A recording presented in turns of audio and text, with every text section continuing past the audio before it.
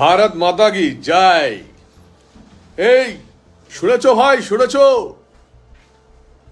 তৃণমূল কংগ্রেস এজেন্টদেরকে কিনে আনবার জন্য টাকা দিয়ে তাদেরকে কিনবার জন্য, মানে আবার বিজেপির এজেন্টদেরকে কিনে নেওয়ার জন্য 2 কোটি টাকা পার লোকসভা অ্যালট করেছে। আমি বলি 144 জন করে এক একটা লোকসভায় মিনিমাম এজেন্ট থাকবেন। ভাই 1 লাখ টাকায় বিক্রি হলে খুব ক্ষতি, জীবন শেষ। কেউ 50,000 টাকায় বিক্রি হলে ভীষণ শেষ। আর তৃণমূল কংগ্রেসের প্রত্যেকটা লিডারদের দিকে নজর রাখবেন, যারা যাবে একদম সেইভাবে সাহায্য করবেন। অভিষেক বাবু হারছে, আর আমার বিষ্ণুপুর লোকসভায় যারা এসব করতে যাবে, যারা পিকেট টিকে লোক আছে, ভাই তাদের ঠিক আমরা বুঝে নেবো, ধরে নেব।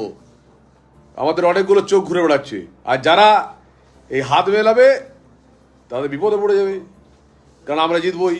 অনেক রকম কারিশমা আমাদের করা আছে। আর যারা আমার এজেন্ট হচ্ছেন, ভারতীয় জনতা পার্টির এজেন্ট হচ্ছেন, তাদেরকে বলবো ভোটার কার্ড সঙ্গে নিয়ে আগামীকাল সন্ধ্যে চলে আসুন। আপনারা হচ্ছেন একটা হস্তি, কারণ আপনারা বিক্রি হন না।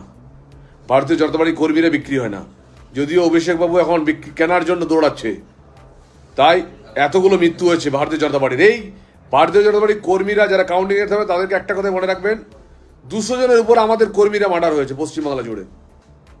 50,000 1 লাখ টাকায় কারো জীবন চলবে না।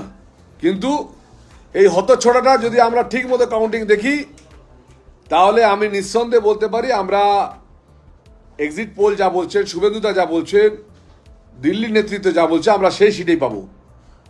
আমি তো আশাবাদী।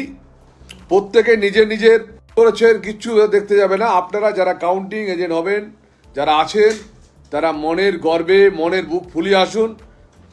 কারো কোনো জায়গায়, সব লোকসভার ক্ষেত্রে বলছি, কোনো লোকসভায় কোনো কারো পয়সা ডিউ থাকতে পারে, কেউ 2 পয়সা বাকি থাকতে পারে, কিন্তু এই নিয়ে মন খারাপ কোনো কারণ নেই।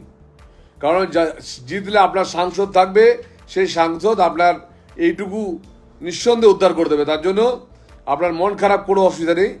আর বিজেপির জন্য সবাই দৌড়ে দৌড়ে বেড়াচ্ছে, বুঝলেন? সাধু সাবধান। আর যা সুবিধা হবে সুবিধা হবে, তুরন্ত অবজারভারদেরকে বলবেন একদম ভেতরে এই ভাই ছাড়বেন না। প্রত্যেকটা টেবিল ধরে ধরে লড়াই শুরু করবেন, ভেতরে ছাড়বেন না। কারণ ভেতরে কোনো অস্ত্র থাকে না, কিচ্ছু থাকে না, তারপর আমরা বাইরে বুঝে নেব। পরিষ্কার। তাই সমস্ত পশ্চিমবঙ্গবাসী আমি বলতে চাই, কেউ আমাদের বিজেপি এজেন্টরা বিক্রি হবে না, এআরও টেবিল বিক্রি হবে না। আর সবাই মিলে আমরা একসাথে লড়াই করব।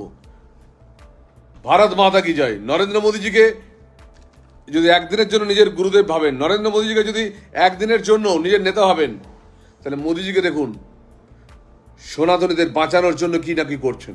গোটা ভারতবর্ষকে বাঁচানোর জন্য কত না কষ্ট করছেন।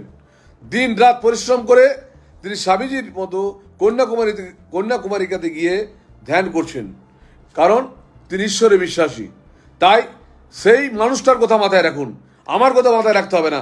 নরেন্দ্র মোদীর কথা মাথায় রাখুন, যে মানুষটা দিন রাত পরিশ্রম করছে গোটা দেশকে ভালো রাখার জন্য। তাই বলি, চলুন এগিয়ে যাব। লড়াই আমাদের প্রায় শেষের মুখে, কিন্তু গোলটা যদি আমরাই দিই, তার জন্য ব্যবস্থা করতে হবে। ভালো থাকবেন।